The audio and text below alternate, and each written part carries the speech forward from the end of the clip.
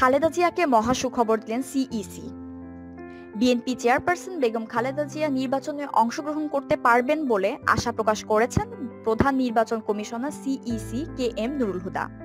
সোমবার সুপ্রিম কোর্টের প্রধান বিচারপতি সৈয়দ মাহমুদ হোসেনের সঙ্গে দেখা করে বেরিয়ে আসার সময় সাংবাদিকদের একথা জানান তিনি।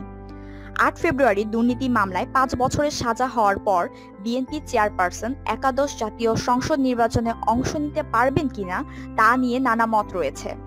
সিইসি বলেন, আমি আশা করি সব সমস্যার সমাধান হলে খালেদা জিয়া নির্বাচনে অংশগ্রহণ করতে পারবেন। তবে বর্তমান পরিস্থিতিতে নির্বাচনে অংশগ্রহণ করা এবং না করা সম্পূর্ণ উচ্চ আদালতের উপর নির্ভর করছে। ৮ ফেব্রুয়ারি যে মামলায় খালেদার সাজা হয়েছে ওই মামলাতে সাজা হয়েছে তার ছেলে তারেকেরও। খালেদা কারাগারে যাওয়ার পর দলের ভারপ্রাপ্ত চেয়ারপারসনের দায়িত্ব পালন করছে তারেক। বিএনপি বলছে খালেদা তারেক ছাড়া নির্বাচনে যাবে না তারা।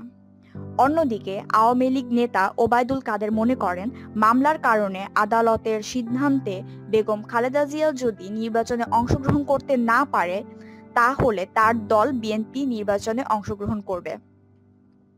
সম্মানিত ভিউয়ার, আপনাদের কাছে কি মনে হয়, বিএনপি কি নির্বাচনে অংশ নেবে?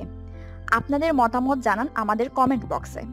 রাজনীতির সকল খবর রয়েছে আমাদের চ্যানেলে।